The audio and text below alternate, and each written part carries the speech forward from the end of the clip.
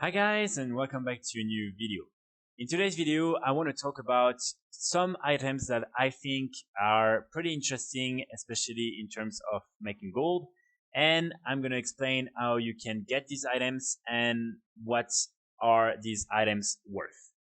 So before I start explaining what are these different items, in order to do this farm, you need a couple of things. First of all, you need to have unlocked, of course, your Pokopok.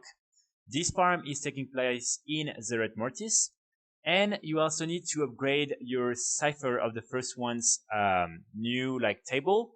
You need to at least have 2 or 3 out of the 6 different levels. And once you have unlocked all of that, you will be able normally to do a series of quests with these different Olea here that you can start here, or maybe just inside the Phase Repose. And after that, you should be able to get access to this vendor.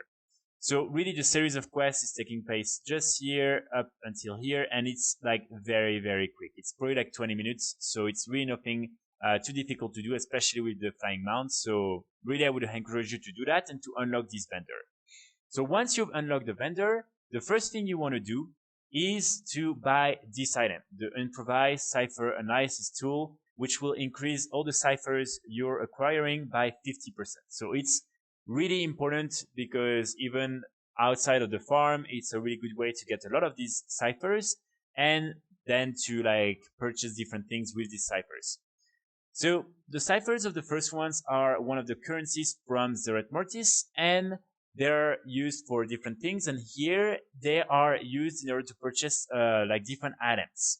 So the first ones that is actually going to be very interesting. This is not the focus of this video, but it's still a great one. This is the recipe to craft the empty kettle of stone soup.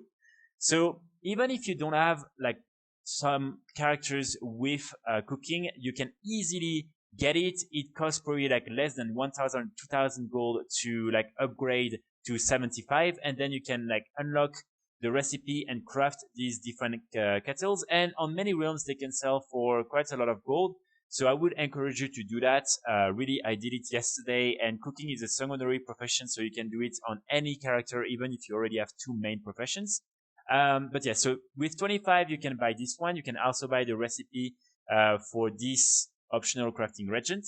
You then have 1 toy and 1 pet, but neither of them are interesting because the pet cannot be traded and the toy is soulbound. And then there is the item that we're interested in this video, and this is the Olea cache. So with 700 of the ciphers of the first ones, you can buy one of these cache, and in the cache you can get multiple items that are very interesting. So as you can see, in total you have 14 different items, and I think there is even maybe a little bit more, but most likely you will receive one of these items. So you will probably get some of the Genesis mode. You can get some progenitor essentials. So I know that the prices right now are going down, but it's still probably going to be between 10 to 20k on most realms. So it's still a nice things to have as well up on the auction house. Then you have some of these glimmer of animation, and then some of the lattices. So some of these lattices can actually be sold for quite a lot on many realms. So this is also a nice item to have. And then this is the main focus of today's videos. You have all these different cosmetic weapons. So some of them are not that interesting. For instance, the small maces, they're not very interesting. They don't sell for a lot of gold.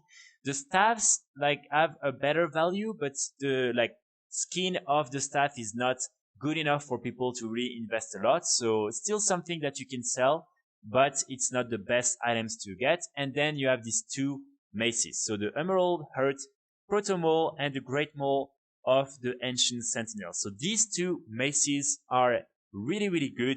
They have a really great skin, and all these different cosmetics have a unique appearance. So if people want to get these different items, they will have to purchase it from the auction house or to farm them directly themselves.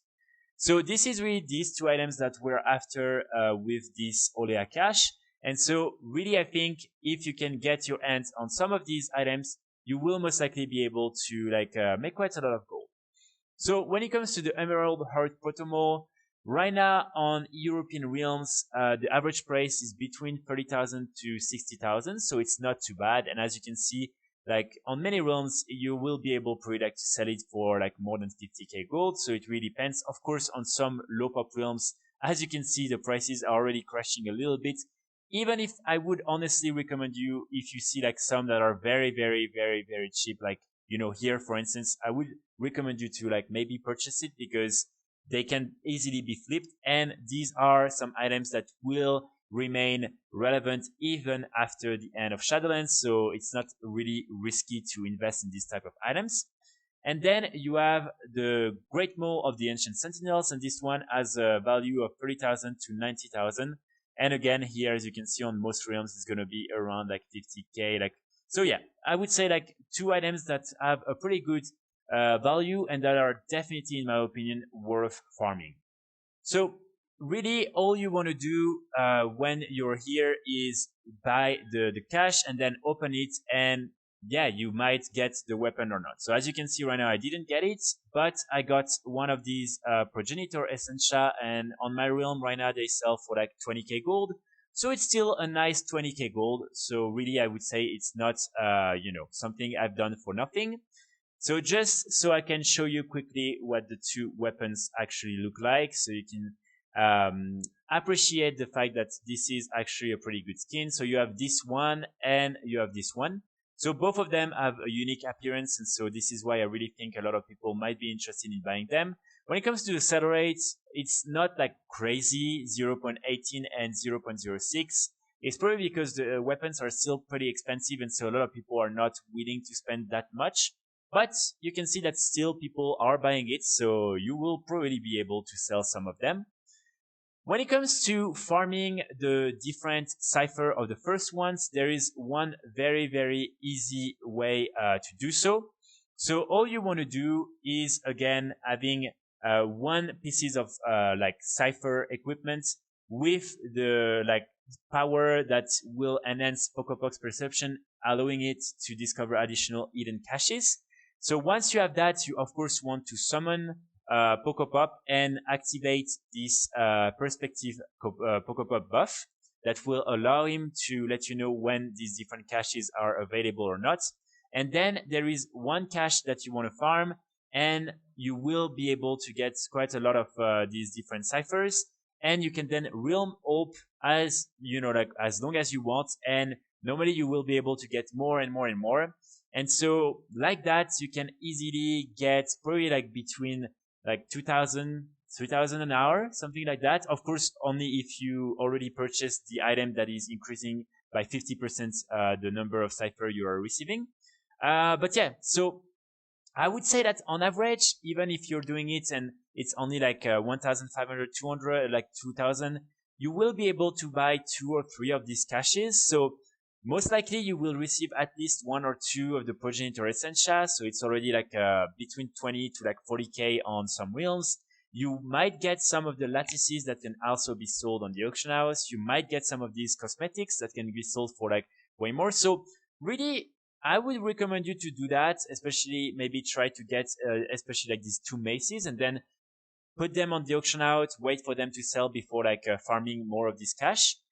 Also, I think it's a great way if you're playing on many different alts and doing things that are not really related to the content and you just want to spend these different ciphers, then you can easily like get these different caches and get some gold out of this cache.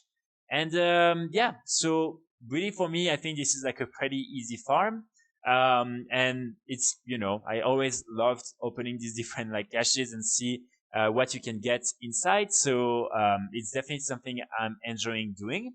And yeah, I would say again, if you have like some rerolls that have like a lot of these ciphers, maybe like try to get 1 or 2 of these cash. And also, if you just have a little bit of time and you want to farm them, again, it's very easy to farm these different like cash, and then you will be able to yeah get a lot of these cipher or the first ones. So yeah, that's it for today's video. I really hope you will be able to make a little bit of gold with these different items. And yeah, if you have, you know, like the time, I would love also to hear in the comments, like if you've been able to get some of these cosmetic items, if you've been able to sell them, and what was your experience with these different Olea cash. So I will be back very soon with more videos. And in the meantime, I wish you all a great weekend. And yeah, I will see you all soon. Bye.